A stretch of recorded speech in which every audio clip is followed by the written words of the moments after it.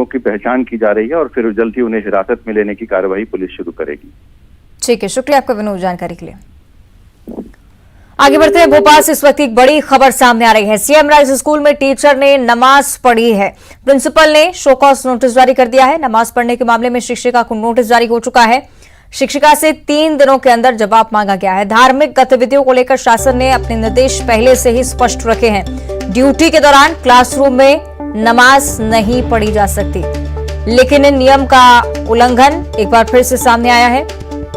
कई जगहों से इस तरह के तस्वीरें और किस तरह के विवाद सामने आते रहे हैं, आप ठीक तरह से समझते हैं, लेकिन एक बार फिर से इसी तरह की तस्वीरें भोपाल से देखने को मिली है। सीएम राइज स्कूल का ये दृश्य है जहां पर टीचर नमाज पढ़ती हुई नजर आ रही हैं। प्रिंसिपल ने शो कॉज नोटिस जारी किया है। नमाज पढ़ने के मामले में शिक्षिका को नोटिस है, 3 दिनों के अंदर जवाब देना है। आपने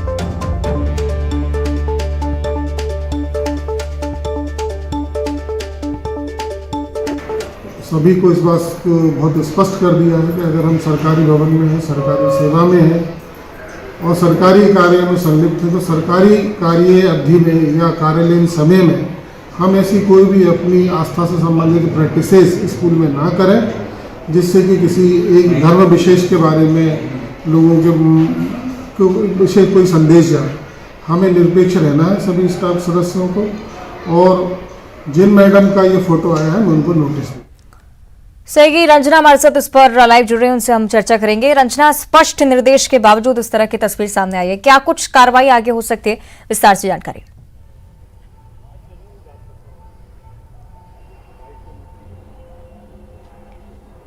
जयवंतिका, इस पूरे मामले को लेकर अब जो स्कूल के प्रिंसिपल हैं उन्होंने शिक्षिका से जवाब मांगा है और 3 दिन का समय दिया गया है और 3 दिन के बाद शिक्षिका को इस पूरे मामले को लेकर जवाब देना होगा। लेकिन सीएम राइज स्कूल में जिस तरीके से शिक्षिका स्कूल परिसर में ही नमाज पढ़ते हुए कैमरे में कैद हुई अवंतिका, ये पहली बार नहीं है, क्योंकि जो टीचर हैं वहां पर लंबे समय से कार्यरत हैं। सीएम राइज स्कूल में उनकी पदस्थापना है और रशीदिया स्कूल को पायलट प्रोजेक्ट के तहत सीएम राइज स्कूल में तब्दील किया गया था और वहां पर ये जो शिक्षिका है लंबे समय से वहां पर पदस्थ है। और ऐसा नहीं है कि ये जो पूरा मामला है वो प्रिंसिपल के संज्ञान में नहीं है कि वहां पर जो शिक्षिका हैं वो नमाज पढ़ती हैं। और अभी जिस तरीके से प्रिंसिपल ने इस पूरी बातों से अपने आप को कहा है कि उन्हें इस पूरे मामले की जानकारी नहीं है, तो ये कहना पूरी तरह से गलत होगा, क्योंकि वहां पर इस तरीके से जो शिक्षिका है वो पहले भी नमाज पढ़ती हुई नजर आई है। और जो तस्वीर अगर मुस्लिम संप्रदाय की बात कर ली जाए, जिसमें एक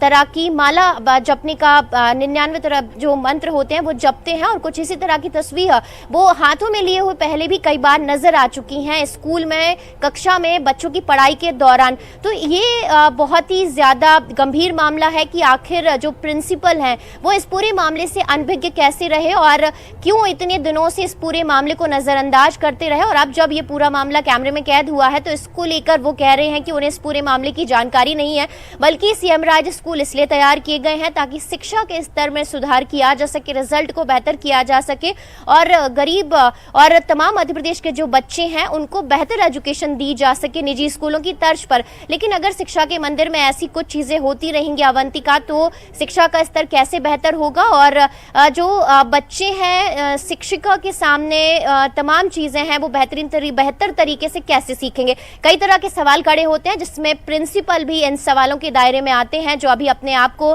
बचने की कोशिश में लगे हुए हैं। लेकिन अब बात यही है कि पूरा मामला जब स्कूल शिक्षा विभाग के पास पहुंचेगा तो इस पूरे मामले में क्या कुछ आगे कार्रवाई होती है, क्योंकि शासन के स्पष्ट निर्देश है कि जो इस तरह की धार्मिक गतिविधियां हैं वो शिक्षा के मंदिर में ना की जाएं। लेकिन इससे पहले भी आपको याद दिलाएं कि एक ऐसा ही मामला सागर विश्वविद्यालय में देखने को मिला था, सेंट्रल यूनिवर्सिटी में, जहां क्लासरूम में ही एक बच्ची है वो नमाज अदा करते हुए वहां पर नजर आई थी। और अब एक और ये जो मामला है राजधानी भोपाल में नजर आ रहा है। लेकिन अभी ये तस्वीरें सिर्फ कैमरे में कैद हुई हैं अवंतिका, लेकिन ये जो शिक्षिका है बहुत दिनों पहले से ही तस्वीर वहां पर पढ़ती हुई नजर आती है और नमाज अदा करती हुई नजर आती है। और ऐसे में सवाल प्रिंसिपल पर भी खड़े होते हैं कि आखिर उन्होंने इस पूरे मामले को स्कूल शिक्षा विभाग के अधिकारियों और मंत्री तक पहुंचाने में इतनी देर क्यों की। चलिए, कुछ ऐसी परिस्थितियां जिससे प्रिंसिपल पर भी सवाल खड़े हो रहे हैं। शुक्रिया आपका रंजना इस पूरी चर्चा के लिए। फिलहाल और अब बात करेंगे नारायणपुर की। बड़ी जानकारी सामने आ रही है, नक्सलियों के खिलाफ एक बड़ी कार्रवाई यहां पर अंजाम दी गई है। पुलिस ने 3 नक्सलियों को गिरफ्तार कर लिया है। हत्या, आगजनी और आईईडी विस्फोट की घटना